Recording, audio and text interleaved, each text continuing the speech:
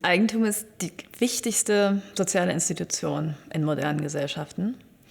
Und Eigentum ist die Form, die wir der Verfügung über Dinge gegeben haben in unserer Gesellschaft. Und man kann auch behaupten, jede Gesellschaft hätte irgend so eine Verfügungsform. Und mir ist immer ganz wichtig zu sagen, das ist nicht immer die Eigentumsform, die wir jetzt kennen und für ganz selbstverständlich halten. Also wenn man sich die Begriffsgeschichte anguckt und wie der Eigentumsbegriff sich entwickelt hat, dann ist eine ganz faszinierende Tatsache, dass im Mittelalter es überhaupt keinen Abstraktbegriff für Eigentum gab, sondern immer nur verschiedene persönliche Herrschaftstitel über Dinge, Ländereien. Meistens hing es dann auch zusammen mit der Herrschaft über Menschen, aber es gab gar keine Definition davon, was Eigentum überhaupt durch die Bank weg für alle Objekte, die es betrifft, heißen soll. Und im Laufe der Neuzeit und mit den frühen modernen Eigentumstheorien wurde versucht zu definieren, was das sein könnte, das Eigentum als solches an sich,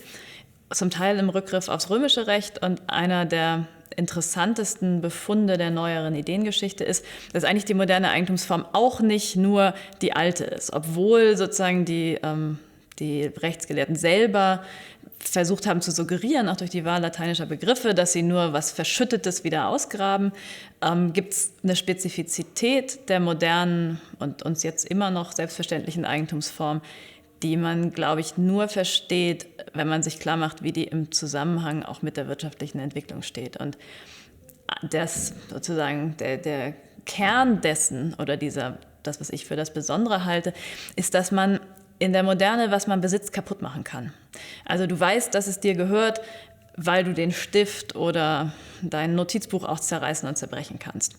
Und das ist eine Konzeption, die es vorher so nicht gab, weil zum Beispiel im Lehenswesen du ja dein Schloss nutzen und dich bereichern kannst, du kannst es aber nicht einfach abbrennen. Das gehört dem König und der hat es von Gott und so weiter. Und mit der Säkularisierung und der Moderne ist dieses absolute Eigentum überhaupt erst kodifiziert worden.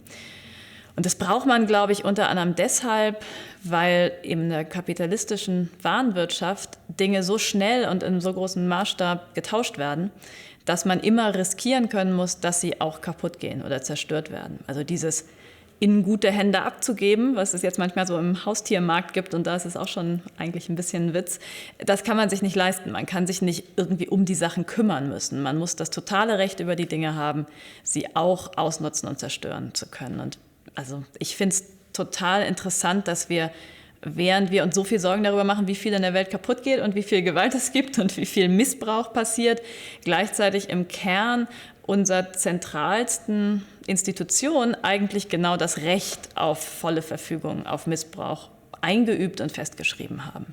Und das setzt sich dann natürlich fort auf die Dinge, die von der Eigentumsform abgeleitet sind oder die selber eigentumsförmig sind. Also zum Beispiel kann man auch sagen, selbst Rechte, also die großen Errungenschaften der Moderne, universale Rechte, sind oft verstanden als was mir eine Sphäre des Eigenwillens oder was mir persönlich gehört als etwas, wo ich frei verfügen kann.